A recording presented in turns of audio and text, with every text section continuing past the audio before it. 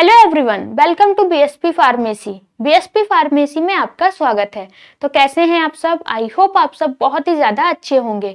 तो आज की वीडियो में हम लोग बात करने वाले हैं जैसे कि डी फार्मा एंट्रेंस एग्जाम के फॉर्म रिलीज हो चुके हैं। 15 जनवरी से लेकर 30 अप्रैल तक आपके फॉर्म भरे जाएंगे। पर जब हम लोग फॉर्म भरेंगे उस दौरान हमारे पास कौन कौन से डॉक्यूमेंट्स होने चाहिए, वीडियो में कंप्लीट बात करेंगे। तो वीडियो को लास्ट तक ध्यान से देखना। वीडियो में कोई भी इंप्रूवमेंट करने को होता है, आपका डाउट होता है, कमेंट सेक्शन में कमेंट करके बता सकते हैं। ठीक है, तो सबसे पहले हम लोग ये जान लेते हैं डी फार्मा का एंट्रेंस एग्जाम जो हो रहा है वो कौन कौन स्टूडेंट दे सकता है। तो जिस भी स्टूडेंट ने 12th अपना कंप्लीट कर लिया है, वो भी साइंस स्ट्रीम से, कौन से साइंस स्ट्रीम से, जैसे कि आपके पास 12th में फिजिक्स केमिस्ट्री मैथ है या फिर फिजिक्स केमिस्ट्री बायो है, तो आप डी फार्मा का एंट्रेंस एग्जाम दे सकते हैं। बस शर्त इतनी है कि आपके 40% मार्क्स होना क्या है, कंपलसरी है। तो इतना समझ में आ गया। अगर आप 12th कंप्लीट कर चुके हैं, 12th में आपके पास फिजिक्स केमिस्ट्री बायो है या फिर फिजिक्स केमिस्ट्री मैथ है, तब आप डी फार्मा का एंट्रेंस एग्जाम दे सकते हैं। आर्ट एंड कॉमर्स वाले जो स्टूडेंट है वो डी फार्मा का एंट्रेंस एग्जाम नहीं दे सकते हैं। ठीक है, गर्ल्स एंड बॉयज दोनों ही ये एंट्रेंस एग्जाम दे सकते हैं। एज लिमिट की बात करें तो जो मिनिमम एज है वो 17 ईयर है। ठीक है, इतना समझ में आ गया। अब कौन कौन से डॉक्यूमेंट्स की जरूरत पड़ेगी जब हम लोग फॉर्म भरेंगे तब। ठीक है, जब हम लोग एंट्रेंस एग्जाम का फॉर्म भरेंगे तो उसके लिए हमें कौन कौन से डॉक्यूमेंट्स हमारे पास होना चाहिए।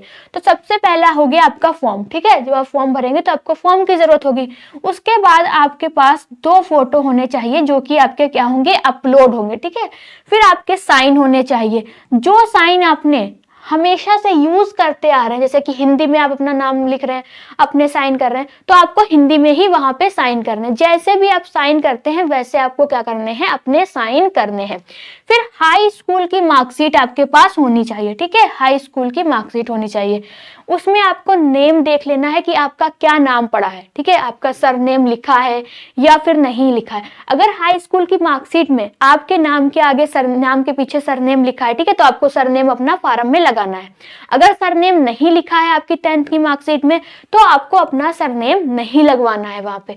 जो भी फॉर्म भरेंगे, जो भी आप फॉर्म भर रहे हैं, वो आपको किसके अकॉर्डिंग भरना है, आपकी हाई स्कूल की मार्कशीट के अकॉर्डिंग ही पूरा का पूरा फॉर्म फिल करना है। ठीक है, इतना समझ में आ गया। डेट ऑफ बर्थ अपनी देख लेना है, अपना नाम चेक कर लेना है, मम्मी का नाम चेक कर लेना है, पापा का नाम चेक कर लेना है।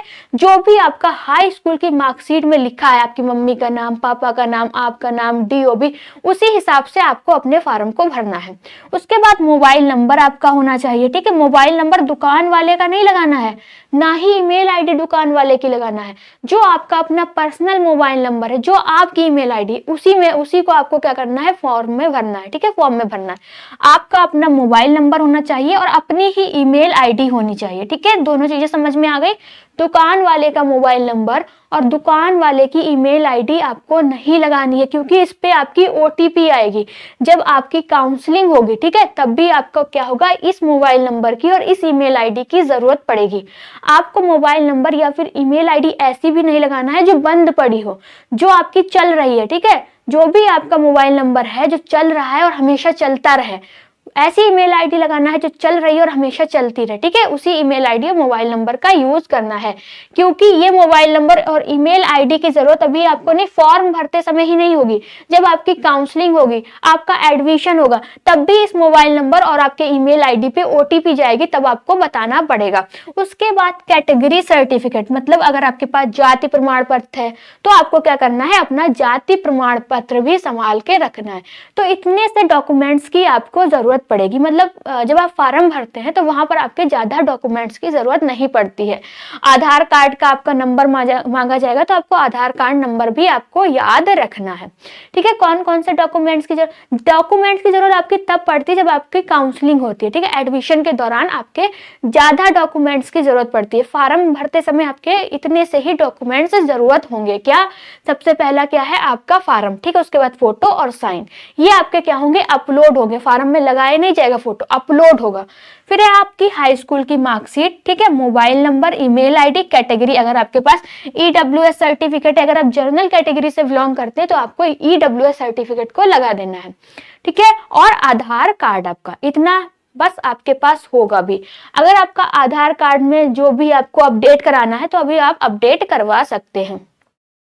डॉक्यूमेंट्स आपको समझ में आ गए। उसके बाद हम लोग बात करेंगे यूपीडी फार्मा के फार्म किस नाम से आते हैं। तो सबको पता होगा पर एक बार हम लोग जान लेते हैं। तो आपके जो फार्म है वो जेईई का पॉलिटेक्निक एंट्रेंस एग्जाम के नाम से आते हैं।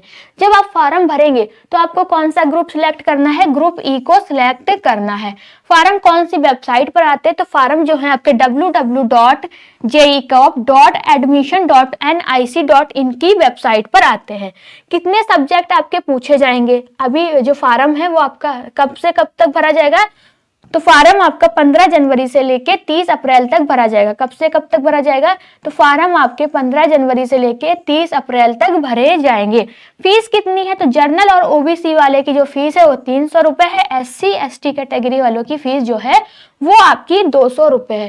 फार्म हम कैसे भर सकते हैं, तो फार्म आप ऑनलाइन भरवा सकते हैं, कंप्यूटर से खुद से भर सकते हैं, या साइबर कैफे पे जाके आप फार्म भरवा सकते हैं। ठीक है, अभी हम आपको एक वीडियो बनाएंगे कि आपको खुद से अपना फार्म कैसे भरना है, तो वो वीडियो भी आपको हमारे चैनल पे मिल जाएगी। ठीक है, आपके फार्म कब से कब तक भरे जाएंगे, 15 जनवरी से लेके 30 अप्रैल तक भरे जाएंगे। फीस कितनी है, जर्नल और ओबीसी वालों के लिए 300 रुपए है और एससी एसटी कैटेगरी वालों के लिए 200 रुपए है। फिर फार्म भर कैसे सकते हैं, ऑनलाइन भरवा सकते हैं, आप कंप्यूटर से भर सकते हो, साइबर कैफे पे भी जाके आप भरवा सकते हैं। जब आपका एग्जाम होगा तो एग्जाम में क्या क्या पूछा जाएगा, एग्जाम में आपके 3 सब्जेक्ट पूछे जाएंगे, केमिस्ट्री, फिजिक्स, मैथ या फिर बायो। ठीक है, 12th में आपके पास मैथ है तो आपके मैथ से क्वेश्चन पूछे जाएंगे, 12th में आपके पास बायो है तो आपसे बायो के क्वेश्चन पूछे जाएंगे। मैथ है तो मैथ से बायो वाले के क्वेश्चन नहीं पूछे जाएंगे, बायो वाले से मैथ के क्वेश्चन नहीं पूछे जाएंगे। समझ में आ गया, कौन कौन सा सब्जेक्ट है, केमिस्ट्री है, फिजिक्स है, बायो है और मैथ है। इतना आपको समझ में आया। अगर आपके पास 12th में बायो है तो आपसे सिर्फ 50 बायो के क्वेश्चन पूछे जाएंगे, मैथ के नहीं पूछे जाएंगे। 12th में अगर आपके पास मैथ है तो आपसे मैथ के क्वेश्चन पूछे जाएंगे, बायो के नहीं पूछे जाएंगे। इतना आपको ध्यान रखना है। केमिस्ट्री के कितने क्वेश्चन आएंगे, 25 क्वेश्चन आएंगे। कितने क्वेश्चन आएंगे, 25 क्वेश्चन आएंगे। एक क्वेश्चन आपका 4 नंबर का होगा। कितने नंबर का होगा, 4 नंबर का होगा। तो मतलब 100 क्वेश्चन आपके पूछे 100 नंबर का आपका केमिस्ट्री से पूछा जाएगा। फिर फिजिक्स से कितने क्वेश्चन पूछे जाएंगे, 4 क्वेश्चन पूछे जाएंगे। तो 100 नंबर के क्वेश्चन आपके जो होंगे वो आपके फिजिक्स से पूछे जाएंगे। बायो या मैथ से कितने क्वेश्चन पूछे जाएंगे, 50 क्वेश्चन पूछे जाएंगे। एक क्वेश्चन 4 नंबर का होगा तो 200 नंबर आपके बायो या फिर मैथ से आपको मिलने वाले हैं। ठीक है, जो आपका एग्जाम होगा कैसा होगा, एमसीक्यू, कंप्यूटर बेस्ड होगा। एमसीक्यू सारे पूछे जाएंगे, मतलब मल्टीपल चॉइस क्वेश्चन होंगे, आपको टिक लगाना होगा। ज्यादा कठिन पेपर नहीं होगा, आपका मॉडरेट लेवल का एग्जाम होगा।